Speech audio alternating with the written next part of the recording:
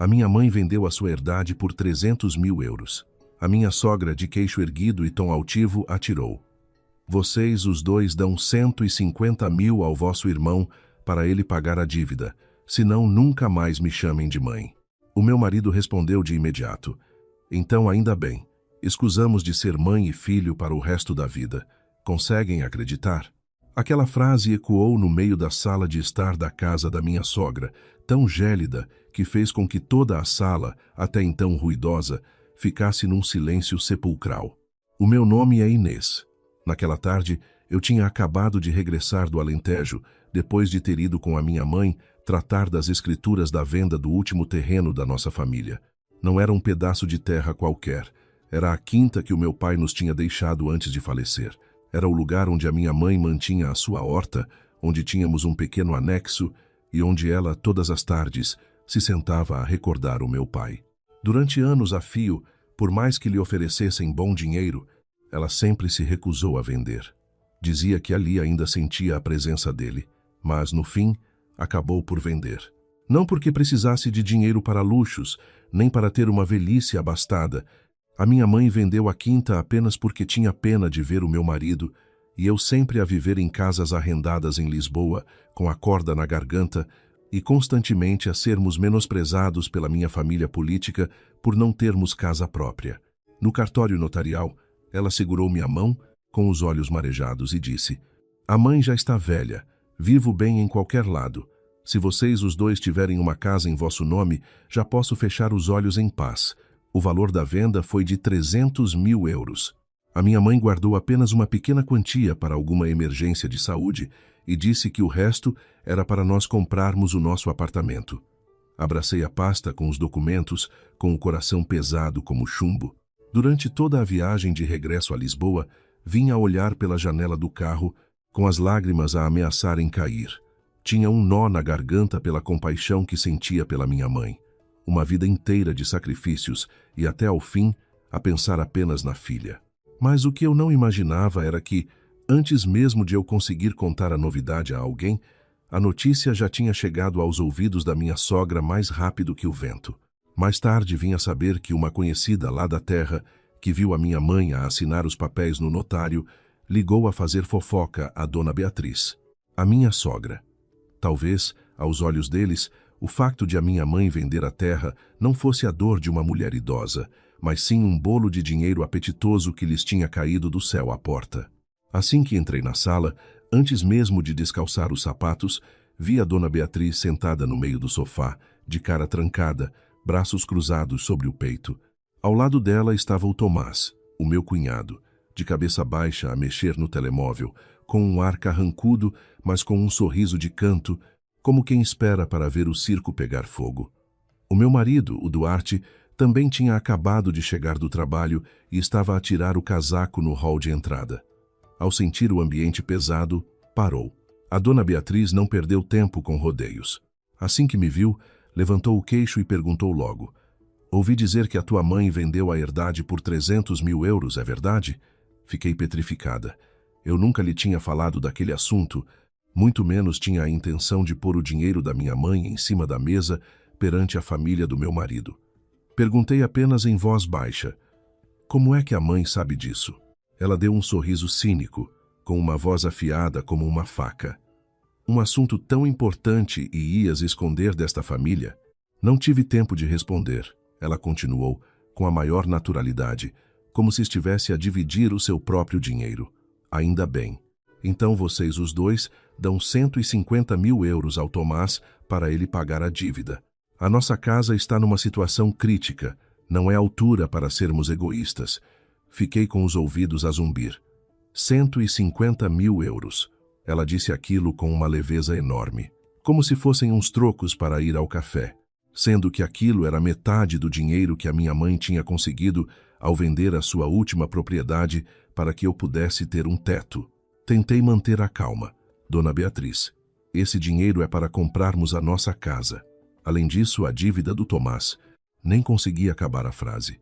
O Tomás levantou a cabeça e riu-se com desdém. "Vocês podem comprar casa quando quiserem, mas se eu não pagar até ao fim do mês, o banco penhora a casa da mãe." És nora nesta família há tantos anos, vais ficar sentada a ver a tua sogra ir parar ao olho da rua? A dona Beatriz aproveitou a deixa, apontou-me o dedo e atirou. Ele é irmão de sangue do teu marido. Como cunhada, consegues ver o teu irmão afundar-se e ficar de braços cruzados? Ou achas que o dinheiro da tua família é ouro e a tua sogra não vale um cêntimo? Cada palavra dela era uma facada no meu peito. Eu não me importaria de ajudar se fosse por uma causa justa, mas aquela dívida era fruto dos vícios e irresponsabilidades do Tomás, não foi um acidente imprevisível, e muito menos era a responsabilidade da minha mãe. Olhei para o Duarte. Confesso que, naquele momento, tive medo. Tive medo que ele ficasse em silêncio, como tantos outros homens, que, preso entre a mãe e a mulher, escolhesse baixar a cabeça para evitar chatices. Mas desta vez, o olhar dele estava diferente. Ele olhou para a mãe, olhou para o Tomás e depois olhou para mim.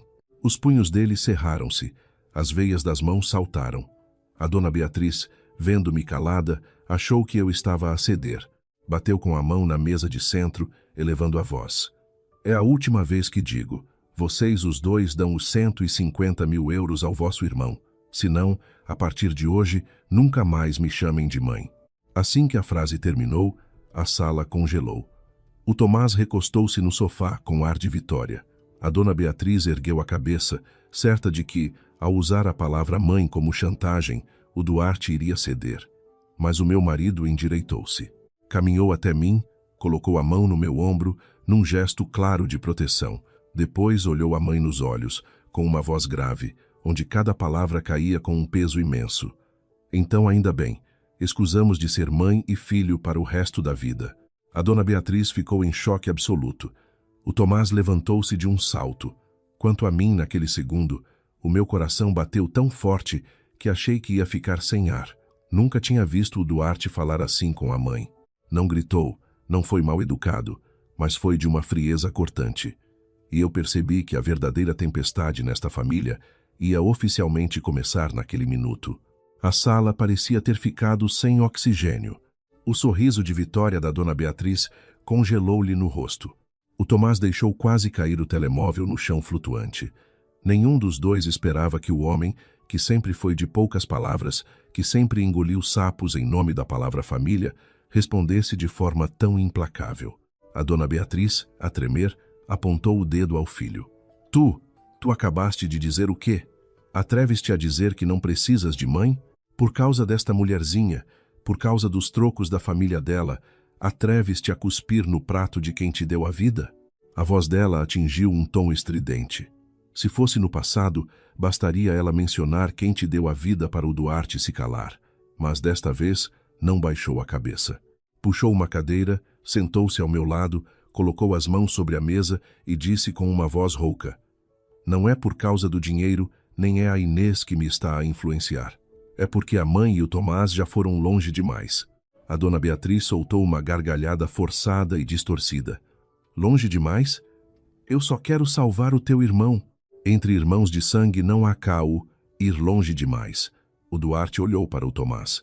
Aquele olhar já não era o do irmão mais velho que protegia o caçula incondicionalmente. Era o olhar de um homem desgastado até ao limite. Perguntou ao Tomás. Diz-me a verdade. Se pagarmos estes 150 mil agora, não vai haver uma próxima vez? O Tomás desviou o olhar, mas manteve o tom arrogante. Tu falas como se eu fosse um marginal. Estou aflito, é verdade. O Duarte deu um sorriso cínico. Estás aflito ou andas a cavar buracos para nos arrastar a todos para o fundo? Aquilo fez o Tomás ficar vermelho. Bateu na mesa e rosnou. Não venhas com lições de moral. És meu irmão mais velho. Vês-me a ser encostado à parede e não fazes nada? Se eu for esfaqueado na rua, tu dormes descansado? Ouvir aquilo deu-me arrepios.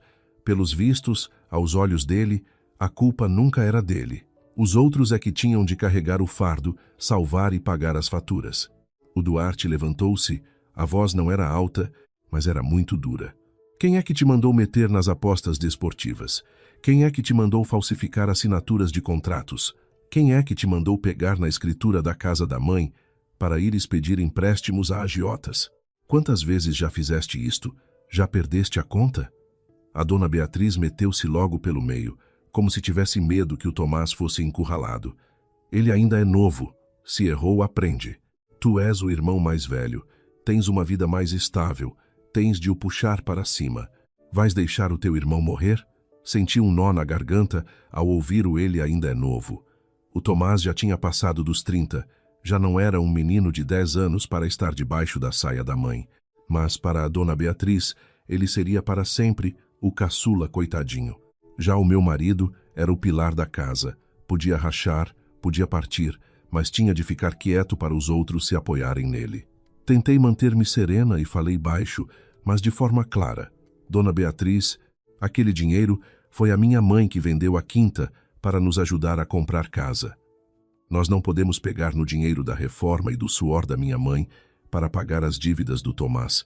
A minha sogra virou-se para mim de forma brusca, com os olhos a fuzilar. Tu cala-te. Esta conversa é entre mãe e filho. Tu não foste chamada para aqui. És muito esperta. Mal apanhaste o dinheiro da tua família, já andas a fazer a cabeça ao teu marido para virar as costas à mãe. Fica a saber que mulheres muito espertas dão cabo dos casamentos. Nem tive tempo de retorquir. O Duarte colocou-se à minha frente, bloqueando a visão da mãe. Olhou para ela com um tom ainda mais gelado. Se a mãe insultar a minha mulher mais uma vez, eu pego na Inês e vamos embora agora mesmo. E a partir de hoje, cortamos com idas à farmácia, ajudas de custo e visitas, fica tudo cancelado. Foi como um estalo na cara da dona Beatriz. Ela achava que, por mais que barafustasse, o Duarte nunca teria coragem de a ignorar. Mas hoje, ele traçou um limite. A dona Beatriz mudou logo de tática. Deixou-se cair no sofá, levou as mãos ao peito e as lágrimas começaram a cair num instante. Ai, meu Deus, crio um filho, dou-lhe tudo, e quando chego à velha ele ouve a mulher e abandona a mãe. Pronto, deixem-me morrer. Assim que eu morrer, já ninguém tem de se preocupar. Antigamente, sempre que ela fazia este teatro, o Duarte entrava em pânico, pedia desculpa, cedia. Em Leibo tudo corria como ela queria. Mas desta vez, ele pegou no telemóvel e ligou para a irmã da mãe, a tia Helena. Falou com imensa calma. Tia, pode dar aqui um salto à casa da mãe? Ela está a ameaçar matar-se para nos obrigar a dar dinheiro ao Tomás. Se ela estiver mesmo a sentir-se mal, por favor, chame o Inem, porque em relação ao dinheiro, nós não vamos dar nada. A dona Beatriz parou de chorar no mesmo instante. O rosto dela passou de sofredor a envergonhado e depois a furioso. O Tomás olhou para a mãe e depois para o irmão. Pela primeira vez, havia pânico no olhar dele. Percebeu que as velhas artimanhas já não funcionavam. O Duarte guardou o telemóvel e virou-se para mim. Inês, vamos embora. Pegou na minha carteira com firmeza. Levantei-me e segui-o, ainda a tremer por dentro, mas já não me sentia sozinha. Antes de sair, o Duarte parou à porta, olhou para trás e disse, não muito alto, mas o suficiente para os calar, aos dois. 150 mil euros, não há. Nem um cêntimo. A mãe pode ficar chateada, pode deserdar-me, mas se a mãe e o Tomás tocarem num fio de cabelo da minha sogra, ou tentarem meter as mãos no dinheiro da nossa casa, eu não me vou conter como nas outras vezes. A dona Beatriz cerrou os dentes. Ainda te vais arrepender. O Duarte respondeu de pronto. Já me arrependi há muito tempo. Arrependo-me de ter deixado a minha mulher passar por tanta humilhação nestes anos todos. E saiu, puxando-me pela mão. Atrás de nós. Ouvíamos os gritos da dona Beatriz misturados com os palavrões do Tomás. Mas, pela primeira vez, o Duarte não olhou para trás. E eu percebi que os longos anos de silêncio do meu marido tinham chegado ao fim. Quando o carro saiu da rua da minha sogra, em Benfica, dei conta que as minhas mãos continuavam geladas. O Duarte não disse uma palavra durante bastante tempo. Conduzia devagar, de olhos postos na estrada, e eu ouvia a respiração pesada dele. Eu sabia que aquilo não tinha sido uma explosão repentina. Era algo que estava acumulado há anos, como um elástico esticado ao máximo que, com mais um puxão, rebentou. Quem ouve isto pode perguntar-se como é que um filho consegue dizer palavras tão duras a uma mãe. A verdade é que isto não nasceu do nada. Começou há muitos anos, desde que a minha sogra começou a usar a palavra família para obrigar o meu marido a fazer sacrifícios. E o Tomás foi mimado a um ponto em que deixou de conhecer limites. Quando nos casamos, eu achava que a dona Beatriz era uma boa mãe. Costumava dizer-me: Inês, nesta casa só tenho o Duarte e o Tomás. Aconteça o que acontecer, eles têm de se proteger um ao outro. Os irmãos são o único porto seguro. Na altura, aquilo aqueceu-me o coração. Achei que uma mãe que promovia tanta união seria justa. Mas, com o tempo, percebi que a regra dos irmãos tem de se ajudar só funcionava para um lado. O Duarte era o mais velho, por isso tinha de ceder, pagar e carregar as culpas. O Tomás era o mais novo, por isso tinha o direito de errar, estragar e ser perdoado. Um era forçado a ser adulto, o outro, com mais de 30 anos, ainda era um miúdo aos olhos da mãe. Desde pequeno que o Tomás fazia o que queria. O Duarte contava-me que, na escola, o Tomás faltava para ir para os cafés jogar matraquilhos e PlayStation, e a mãe encobria tudo ao pai. Quando o Tomás perdeu a mota, ela disse que a culpa era das más companhias. Quando andou a pancada num bar no bairro Alto, ela justificava que os rapazes são de sangue quente. E à medida que crescia, os problemas ficavam maiores, mais caros e mais perigosos. A primeira vez que notei que algo estava mal foi nem um ano depois de casarmos. O Tomás decidiu que ia abrir uma pastelaria. Pintou cenários maravilhosos, que o espaço tinha muito movimento, que o conceito era inovador, que em meio ano recuperava o investimento. A dona Beatriz ficou radiante e virou-se para nós a pedir que entrássemos com 10.000 euros. Dizia que ajudar o irmão era ajudar a família. Eu, como era recém-casada e ingênua, não quis ser o desmancha-prazeres. O Duarte também achou que devia dar-lhe uma oportunidade. Fomos às nossas poupanças e demos-lhe o dinheiro. 4 meses depois, a pastelaria fechou. Não havia clientes, as contas eram uma confusão e o dinheiro dos fornecedores evaporou-se. Mais tarde vim a saber que parte desse dinheiro foi para ele comprar uma mota de alta cilindrada para se armar perante os amigos. Quando o confrontei, ele apenas riu-se.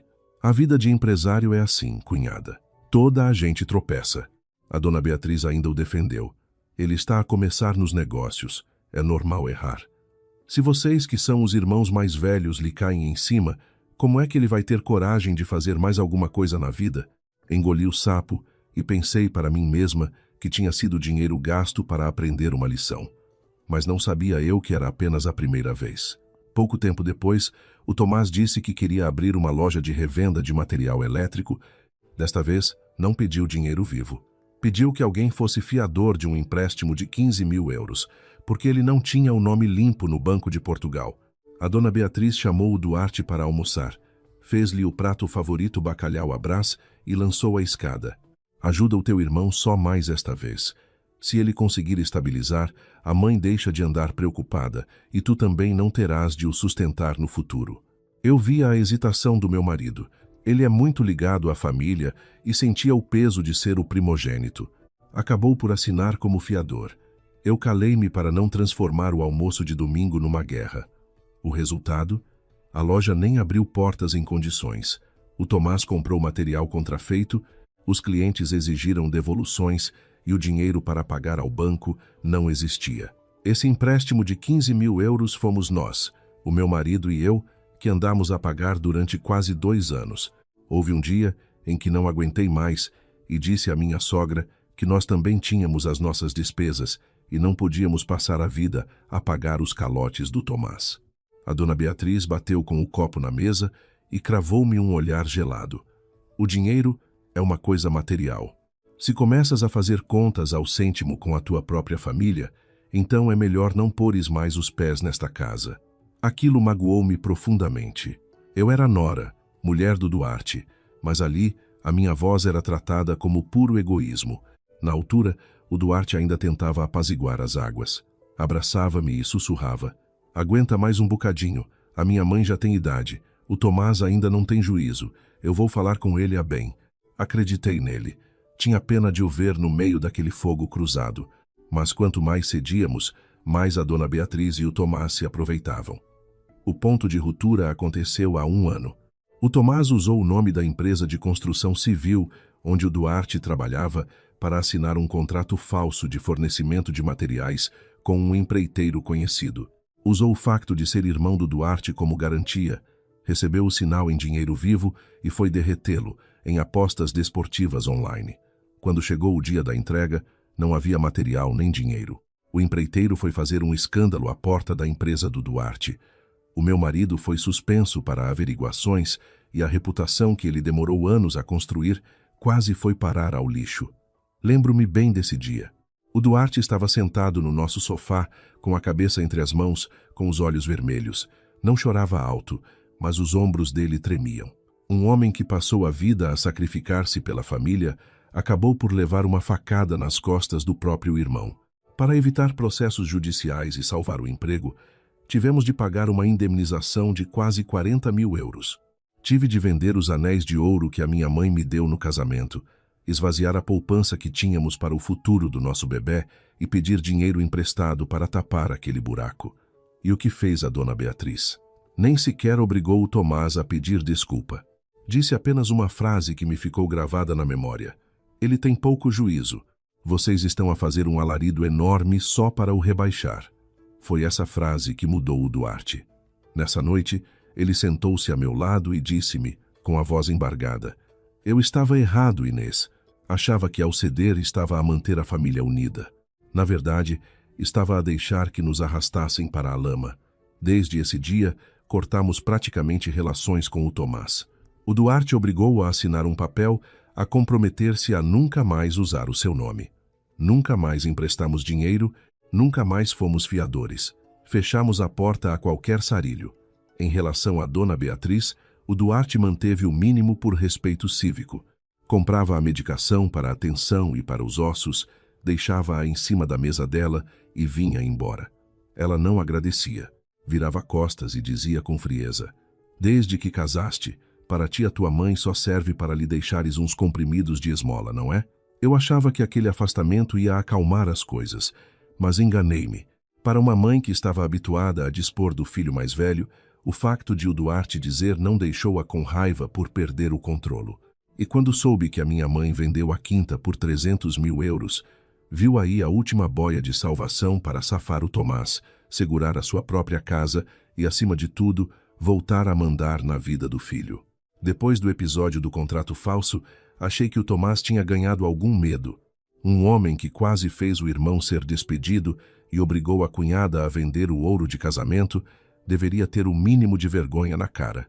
Mas há pessoas que, de tanto serem protegidas, não veem o perdão como uma oportunidade para mudar. Veem-no como a prova de que podem fazer os piores disparates, que haverá sempre alguém para limpar a sujidade.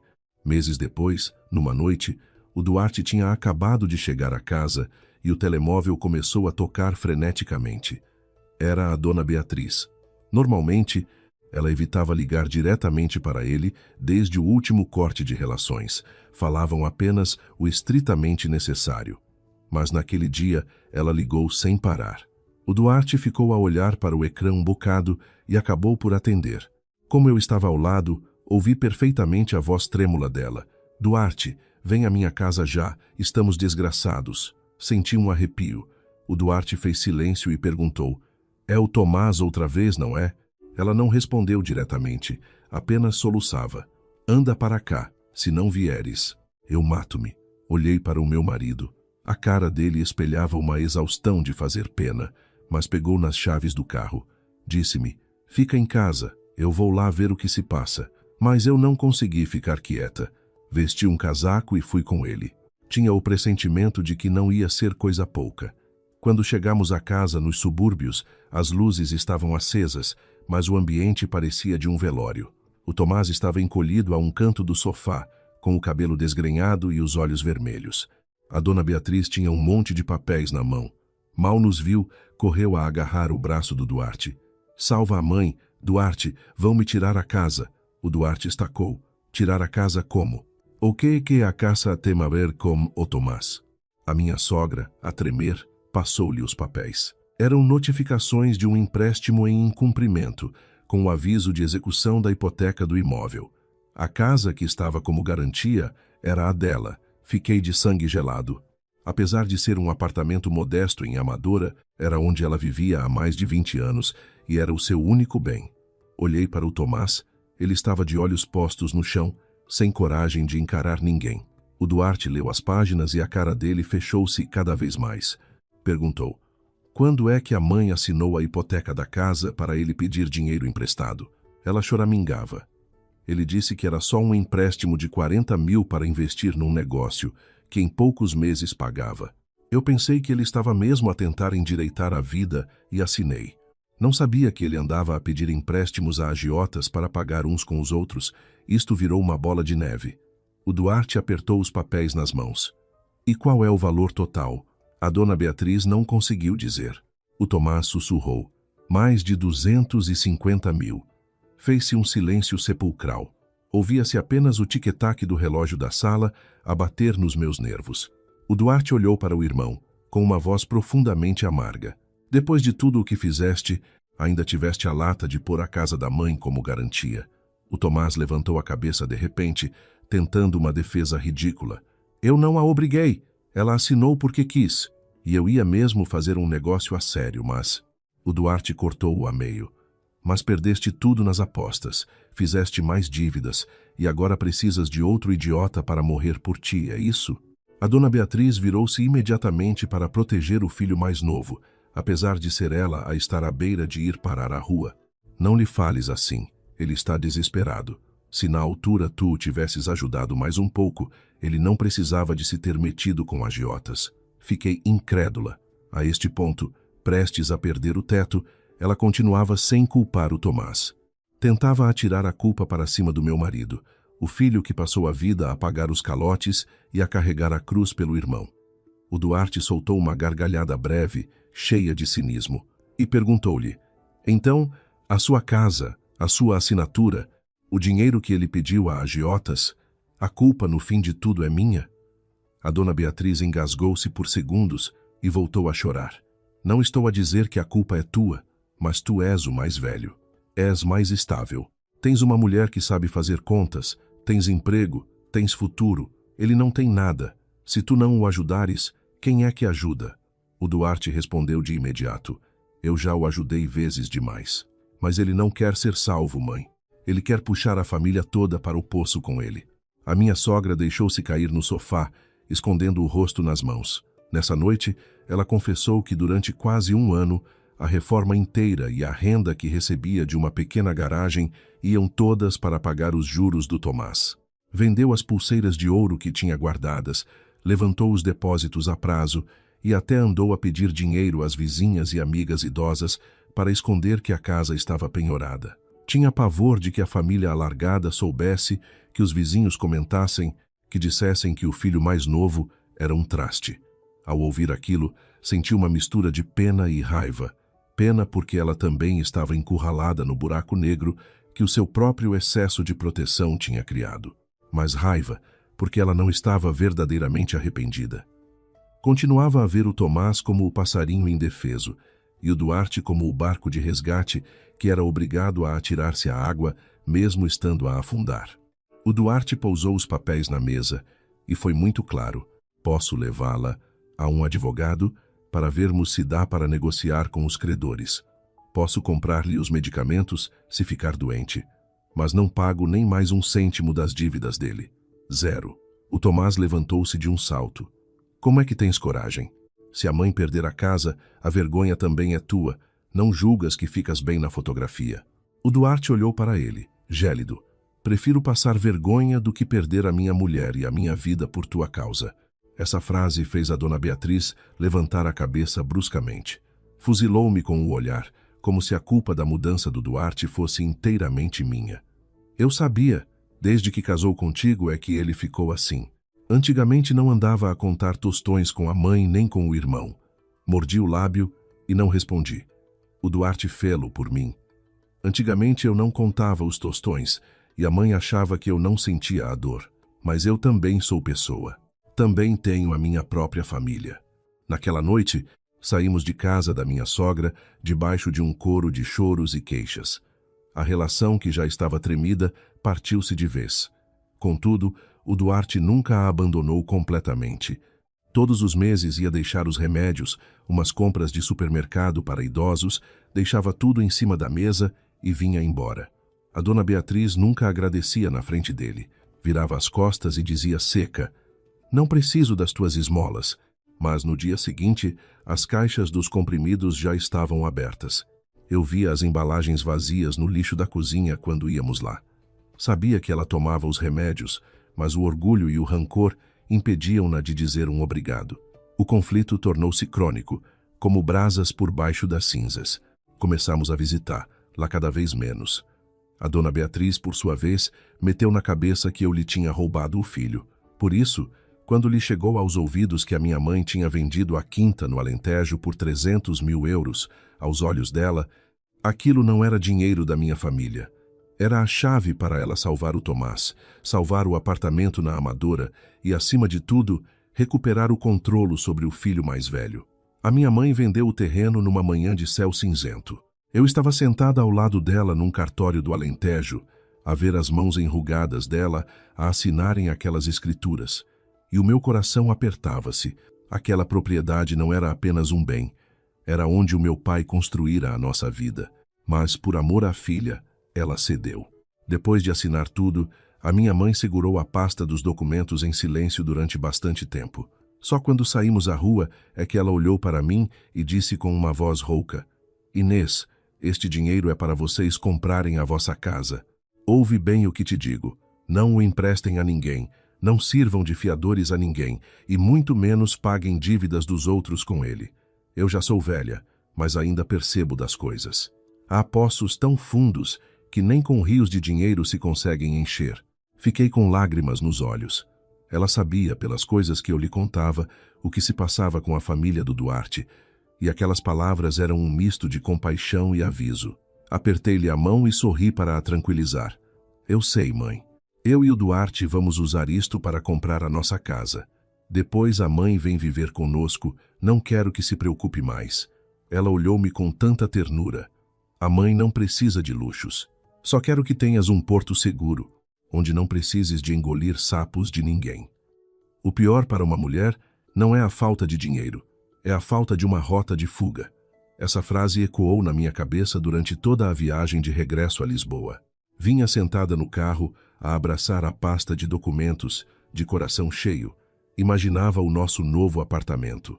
Não precisava de ser na zona mais cara de Lisboa. Só queria uma cozinha minha, um quarto para os futuros filhos e um cantinho para a minha mãe vir passar temporadas conosco. Pensei que as coisas iam finalmente melhorar.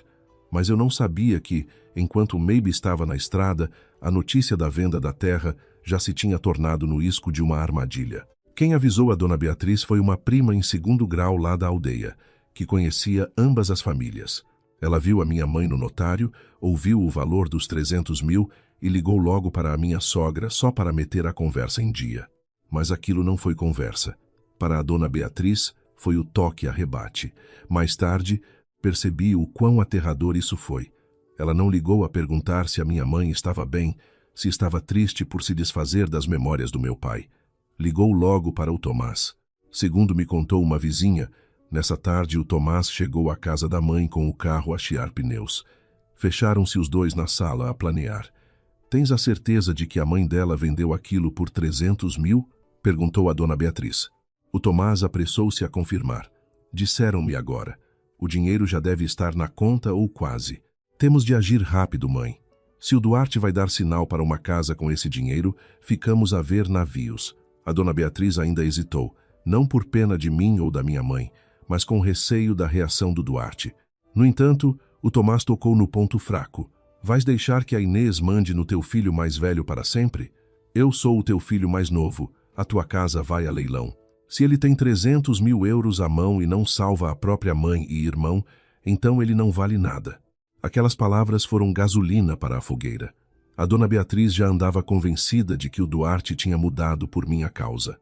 O medo de perder de vez a autoridade materna fê-la agir. Prepararam um teatro na sala.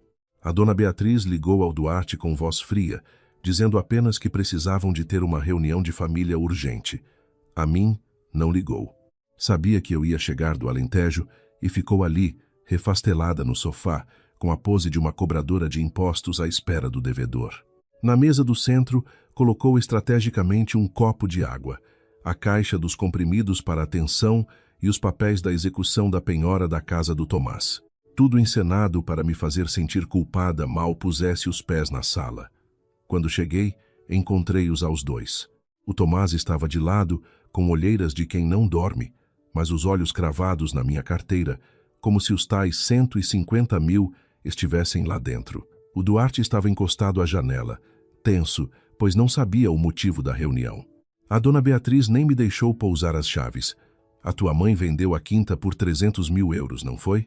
Sem esperar resposta, ordenou que eu retirasse 150 mil para pagar os agiotas do Tomás e salvar a casa dela. O tom de voz dela não era de súplica, era uma ordem. A nossa casa está em perigo. Como nora, tens de te portar à altura. O dinheiro da tua mãe também é para esta família. A tua casa arde e tu vais ficar a abraçar o dinheiro? Eu sentia a garganta bloqueada, mas disse de forma clara: Dona Beatriz, esse dinheiro foi a minha mãe que vendeu a herdade para comprarmos casa. Ela proibiu-nos expressamente de o usar para pagar as dívidas de outras pessoas. O rosto dela transformou-se. Aproximou-se de mim com ódio no olhar. Ah, agora entendo. A tua mãe ensinou-te a esconder o dinheiro do teu marido e da tua sogra. Que bonito. Apanhaste 300 mil euros e já te achas superior a nós. O Tomás fez coro com aquele tom de falso coitadinho. Inês, eu sei que fiz asneira, mas estamos a falar da minha vida e da casa da minha mãe. Se vocês atrasarem a compra da vossa casa um par de anos, não vem mal ao mundo. Agora eu. Se eu não pagar, as pessoas atrás de mim não brincam. Olhei para ele e só vi medo, zero arrependimento. Ele não queria ajuda para começar de novo, queria ser socorrido das próprias irresponsabilidades. A dona Beatriz, vendo-me calada, achou que eu estava a ceder. Levantou-se e atirou o ultimato. Ou vocês dão os 150 mil ao vosso irmão, ou não me chamem nunca mais de mãe. E foi então que o Duarte se colocou a meu lado e disse: então ainda bem, escusamos de ser mãe e filho. E a partir daquele instante, percebi que a nossa vida na família ia mudar irremediavelmente. A resposta do Duarte caiu na sala como uma chapada. A dona Beatriz ficou congelada, o rosto que antes estava vermelho de fúria passou a um branco cadavérico. O Tomás perdeu a pose de coitadinho arrogante. Olhou para o irmão a boquiabrir-se. O homem que sempre limpava a sujidade deles estava a cortar laços, frente a frente com a mãe. A minha sogra foi a primeira a reagir. Com o dedo a tremer, apontou. Repete lá o que disseste. Estás a rejeitar a tua mãe por causa desta gaja. O Duarte não desviou o olhar. Sentou-se ao meu lado e respondeu pausadamente. Não envolvas a Inês nisto. Sou eu que estou a falar.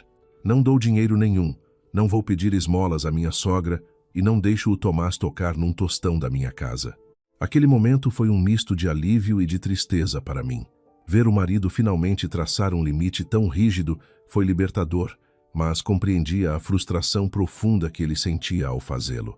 O Tomás soltou um riso nervoso e falso. Falaste muito bonito. Vais deixar-me morrer? Vais ver a tua mãe ser posta na rua de malas feitas? O Duarte respondeu-lhe gélido. Se tu te importasses minimamente com o facto de a mãe ir parar à rua, nunca terias posto a casa dela no banco para pedires empréstimos.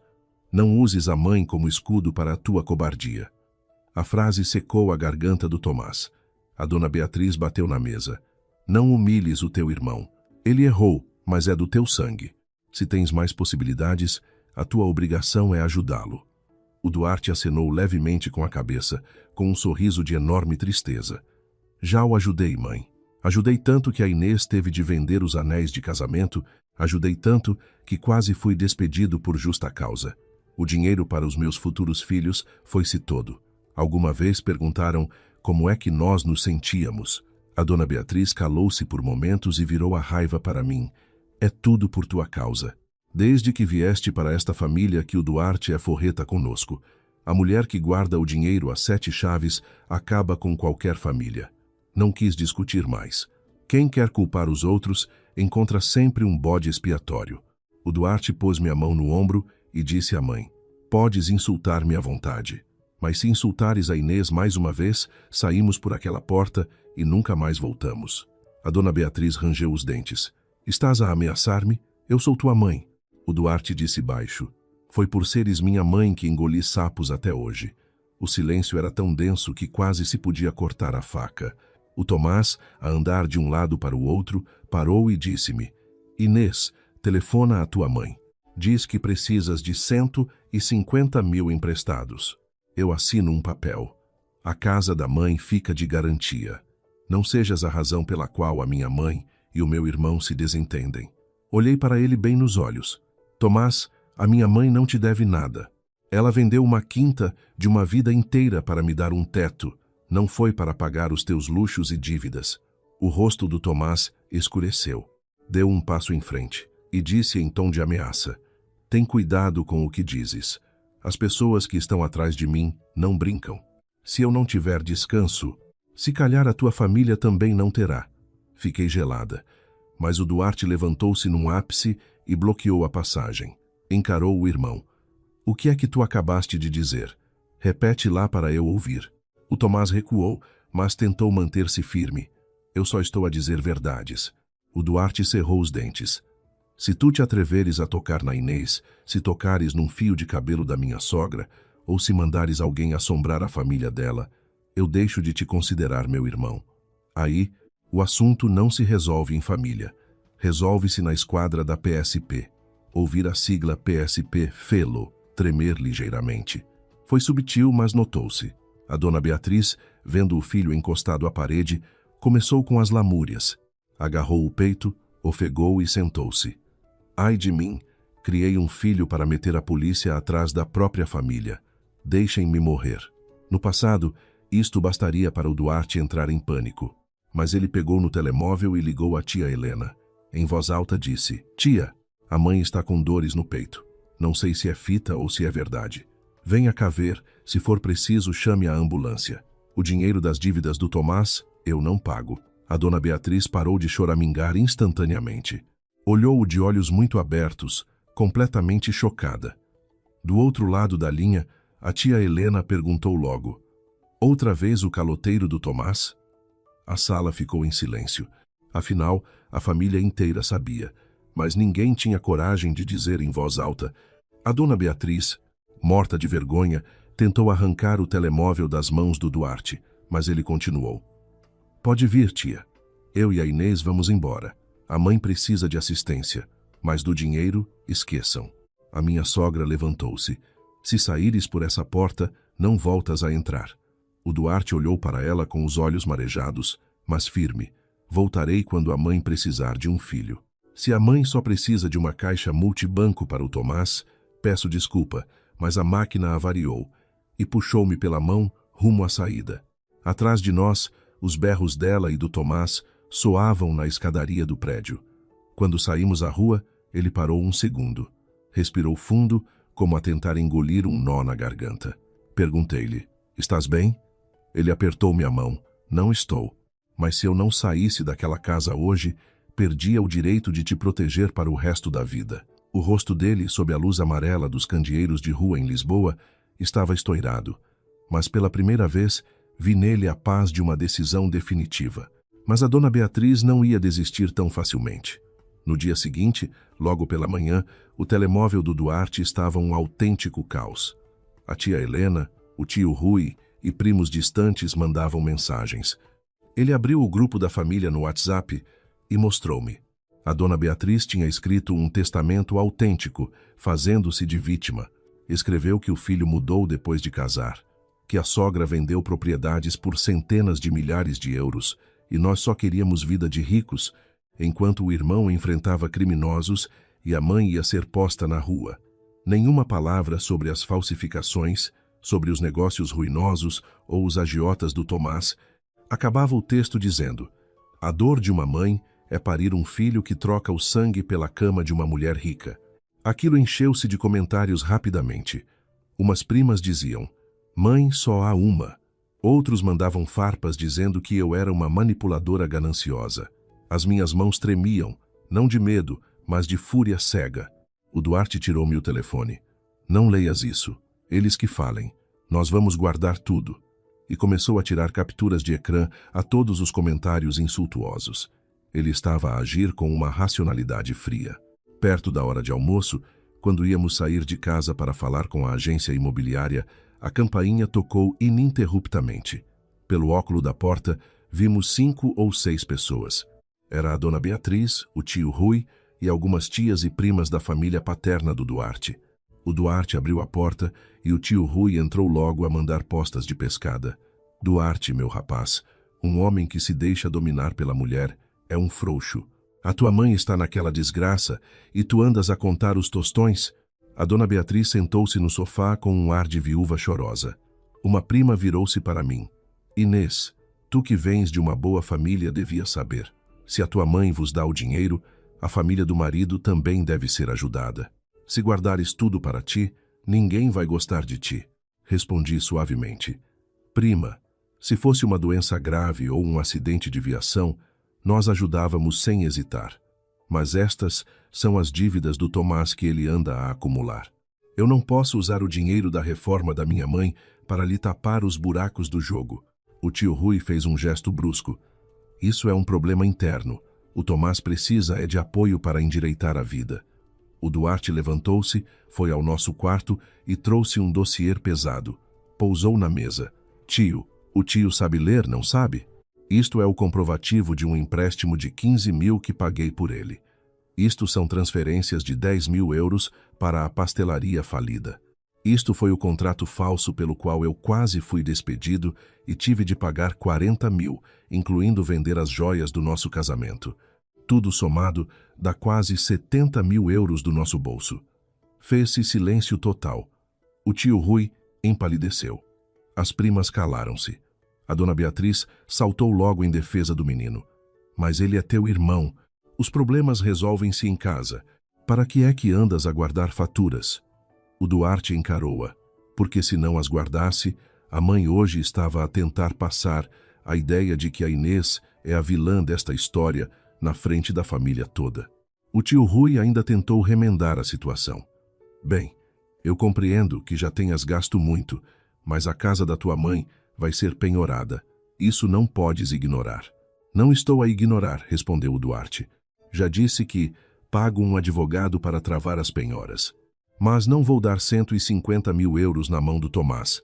São coisas muito distintas. Uma é tentar resolver problemas legais, outra é despejar dinheiro num poço sem fundo. Foi então que o telemóvel do Tomás tocou. Ele olhou para o ecrã e ficou pálido como cal. Levantou-se logo e foi à varanda atender, mas a voz grossa do outro lado ouvia-se. Dou-te 2 horas. Se o Guito não aparecer, estás feito ao bife. O Tomás gelou. A dona Beatriz também engoliu em seco. Minutos depois, ouviram-se buzinas potentes na rua do nosso prédio. Olhei pela janela. 3 carros escuros tinham parado mesmo à frente da entrada, bloqueando tudo. Desceram uns indivíduos que não pareciam assaltantes de rua, mas homens engravatados e corpulentos, o tipo de agiota perigoso. O homem da frente tinha uma cicatriz no rosto que ia da orelha ao queixo e trazia uma pasta na mão. Soube mais tarde que lhe chamavam Vasco Cicatriz. O prédio tocou a campainha. O Tomás balbuciou. Mãe, faz alguma coisa. Diz ao Duarte para ir lá falar com eles. A dona Beatriz implorou ao meu marido. Duarte, vai tu, é assunto de família. O Duarte olhou-a com raiva contida. Agora já se lembra que isto é assunto de família? Mas o Duarte, tentando proteger a nossa casa, foi abrir a porta. Avisou-me entre dentes. Fica lá atrás. Se vês alguma coisa estranha, chama logo a polícia. Quando a porta abriu, o Vasco olhou para dentro do apartamento e sorriu. Que bonito! A família toda reunida. Hoje fechamos contas. O tio Rui ainda tentou armar-se em homem. Os senhores quem são para invadir a casa das pessoas? O Vasco ignorou-o solenemente. Atirou a pasta para cima da mesa de jantar. Havia letras promissórias e papéis de dívida assinados pelo Tomás. Vasco apontou para o Tomás. Pergunta ao cromo do teu sobrinho. Eu dei-lhe tempo a mais. Hoje, ou tem uma solução de pagamento, ou a casa da velhota é entregue e ele não sai ileso à rua. A dona Beatriz, a tremer, disse. Senhor Vasco, eu disse-lhe que pagava no final do mês. Para que veio fazer esta barraca? O Vasco soltou uma gargalhada. Qual mês, minha senhora? Já me andou com cantigas há 3 meses. E o capital mais os juros não são 150 mil, são 250 mil euros. Nem a sua barraca na Amadora deve cobrir isso. 250 mil euros? Gritou o tio Rui, voltando-se para a irmã.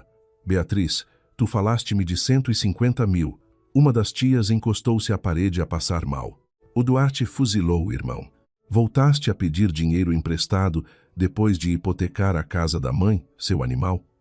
O Tomás gaguejou. Eu só fui pedir para pagar os primeiros juros e depois não correu bem. O Vasco cortou logo. Não correu bem? O menino andava metido num esquema de apostas ilegais. Quando ganhava, pagava rodadas no cassino do Estoril armado em patrão. Isto não é investimento, é vício de quem não quer trabalhar. A sala era um mar de pânico. A dona Beatriz agarrava a cabeça e ainda tinha a desfaçatez de murmurar. Se o Duarte tivesse emprestado logo no início. O Duarte nem sequer reagiu àquela estupidez. A exaustão dele era palpável. O Vasco Cicatriz olhou para mim, olhou-me de cima a baixo, fixando a minha carteira. Disseram-me que a senhora Nora acabou de receber 300 mil paus. Pagam 150 agora como sinal e deixo-vos respirar mais um tempinho. O Duarte pôs-se imediatamente à minha frente. Quem é que te disse que a minha sogra vendeu alguma coisa? O Vasco sorriu e apontou discretamente com o queixo para a dona Beatriz. O Duarte virou-se para a mãe. Foi a mãe que disse. A dona Beatriz esbracejou em pânico. Não, eu não disse nada. Só comentei com vizinhos. Eles devem ter escutado a porta. O Vasco riu. A senhora é uma comediante.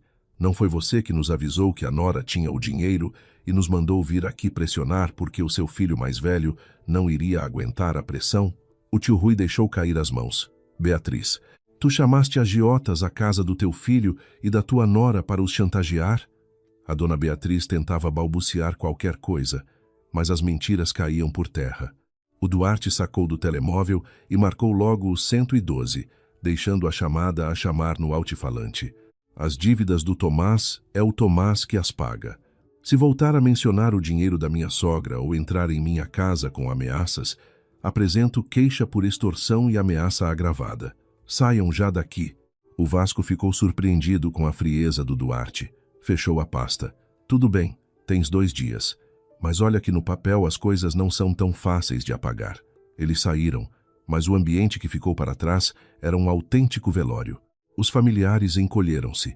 A dona Beatriz não se atrevia a olhar para o filho. O Duarte, com os punhos cerrados, disse apenas uma frase cortante à mãe.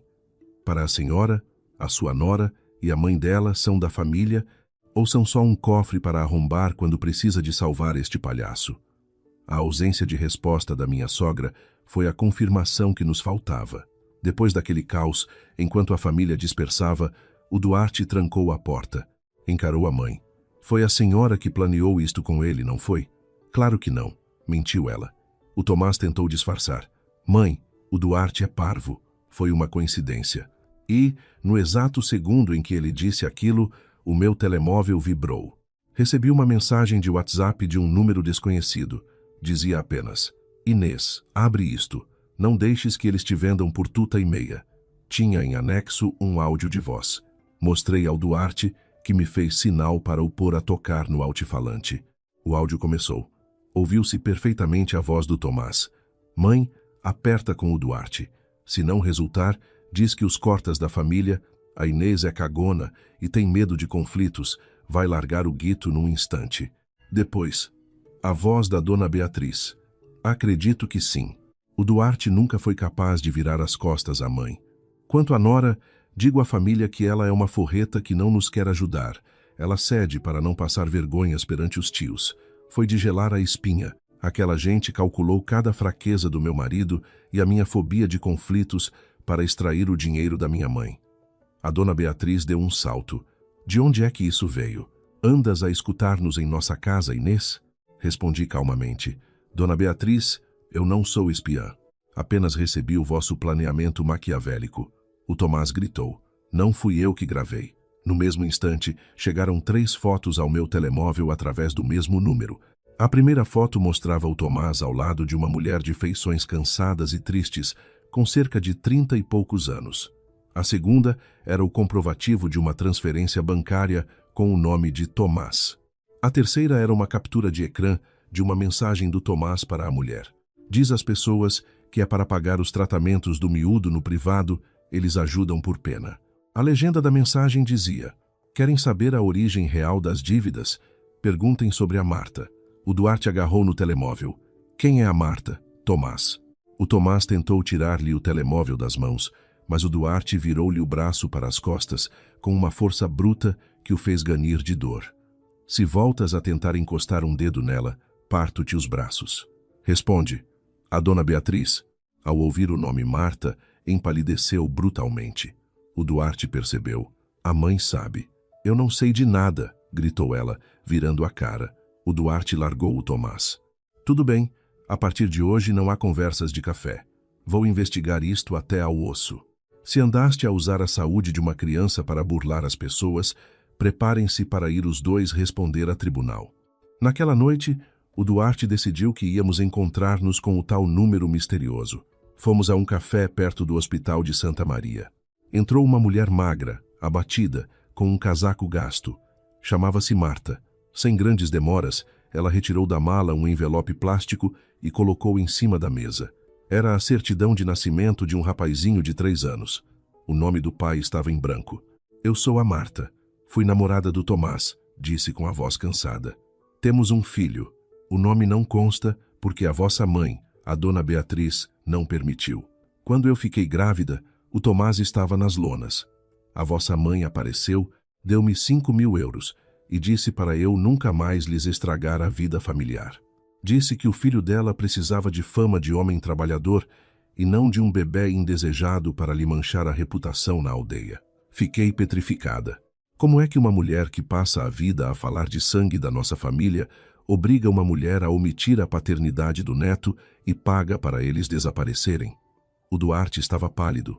E o Tomás, sabe do miúdo? Marta assentiu com lágrimas nos olhos. Sabe, e vem vê-lo. De vez em quando.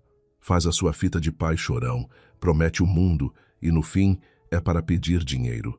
Mostrou papéis, faturas de transferências. Ele dizia-me que o miúdo precisava de cirurgias no hospital privado, que se eu não transferisse o guito ele não pagava a conta. E eu, feita parva, cedi porque era o meu filho. Pedi dinheiro emprestado a colegas. Cheguei a pedir créditos rápidos. Só mais tarde, soube que esse dinheiro ia para as casas de apostas. Ele burlava-a usando o próprio filho, murmurei, enojada. O Duarte tirou fotografias a todos aqueles papéis falsos de orçamentos hospitalares com timbres martelados, logos tortos, erros ortográficos grosseiros. Ele telefonou a dona Beatriz à nossa frente. Mãe, o Tomás tem um filho. Silêncio do outro lado. E logo de seguida, quem te andou a fazer a cabeça? Foi aquela desgraçada da Marta? A mãe sabe que ele usa o neto para sacar dinheiro às pessoas com doenças falsas? Duarte, não arrastes a família para a praça pública, berrou ela. O Duarte simplesmente desligou na cara dela. Estava decidido. Íamos acabar com esta chantagem de uma vez por todas. Levou-me para dormir à casa da minha mãe, em Lisboa, naquela noite. Contamos a verdade toda à minha mãe, a dona Rosa. Ela preparou um chá, olhou para o Duarte e disse: Meu filho, eu não tenho pena de mim. O dinheiro da quinta já sabia que iria chamar as moscas ao mel. Só te peço que não sacrifiques a Inês neste altar da tua família política. O Duarte chorou e pediu desculpa. Sogrinha, juro pela minha vida, eles não tocam num tostão desse dinheiro. Na manhã seguinte, a dona Beatriz fez mais uma cena do seu repertório dramático. Ocorreu-lhe a brilhante ideia de ir fazer um escândalo à porta do prédio da minha mãe. Trouxe consigo um menino de 3 anos, assustado, a agarrar um peluche. Ela gritava no meio da rua: Duarte, vais deixar o teu sobrinho ao abandono por causa da tua mulher? A vizinhança começou a aparecer às janelas. O Duarte desceu as escadas calmamente. Eu fui atrás. Onde está a dignidade, mãe? Perguntou ele. O Tomás atrás gritava: Se eu for preso, este menino fica sem pai. Nessa altura, um táxi parou bruscamente. A Marta saiu disparada e arrancou a criança das mãos da dona Beatriz.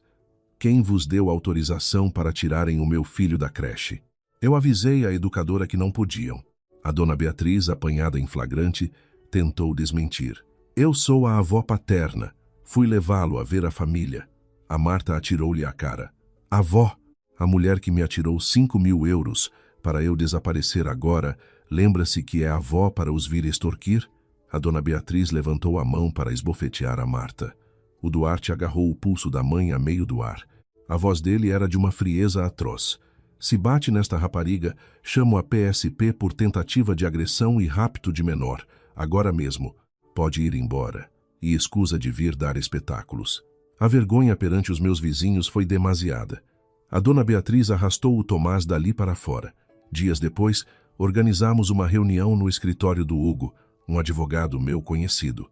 Estava lá a dona Beatriz, o Tomás e o Vasco Cicatriz com os seus capangas. O Hugo colocou em cima da mesa os papéis de dívida. E no meio daqueles papéis apareceu um termo de responsabilidade e fiança com a minha assinatura e a do Duarte, onde supostamente assumíamos a dívida caso o Tomás falhasse. Esta assinatura não é minha, afirmei eu, e a do Duarte também não. O Hugo examinou o documento e sorriu. De facto, isto é uma montagem digital. As assinaturas foram coladas de um documento que o Tomás pediu emprestado ao Duarte no ano passado para supostamente fazer um seguro automóvel. É falsificação grosseira, punível por lei. O Vasco cruzou os braços e olhou de lado para o Tomás, percebendo que até ele estava a ser levado em cantigas.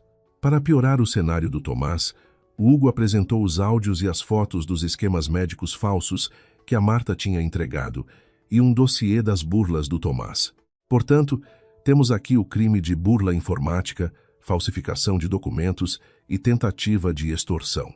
Se estes documentos entrarem no Ministério Público, o vosso menino não se safa com uma palmada nas costas.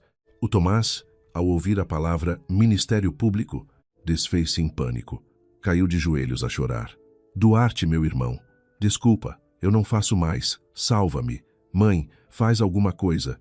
E aqui revelou-se a verdadeira face da dona Beatriz. A mulher que sempre tinha atirado todas as culpas para nós, ao ver a ameaça de polícia e tribunais, entrou em pânico pelas suas próprias costas. Eu não sei de nada, gritou ela, encolhendo-se na cadeira. A culpa foi toda dele. Eu não mandei falsificar assinaturas. Eu só assinei uns papéis. O resto foi ele que arranjou. O Tomás ficou em choque. Olhou para a mãe de boca aberta, os olhos a arregalarem-se de dor e descrença. Mas, mãe, foste tu que me disseste para apertar com o Duarte? Foste tu que mandaste avisar o Vasco da venda da quinta? A dona Beatriz gritou-lhe de volta. Cala a boca, seu traste. Achas que eu ia concordar com essas tuas burlas criminosas? Vais me arrastar para a prisão contigo. A frase cortou o ar como uma navalha. A mulher que gritava pela lealdade familiar acabava de empurrar o filho favorito para as garras da justiça para salvar o seu próprio pelo. O Tomás largou-se a chorar compulsivamente, rindo de forma histérica. Tinha sido descartado pela única pessoa em quem ele se fiava. O advogado Hugo, sem hesitar, pediu que a polícia viesse tomar conta da ocorrência pelas assinaturas falsas e extorsão. O Tomás saiu dali acompanhado por agentes. A dona Beatriz ficou na sala, desfeita, sozinha na sua teia de mentiras e cinismo.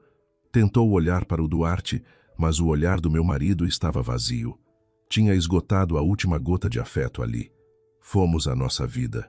Com os 300.000 euros que a minha mãe nos deu com todo o amor do mundo, compramos o nosso andar, longe daquela gente tóxica. Não era uma mansão luxuosa no centro da capital.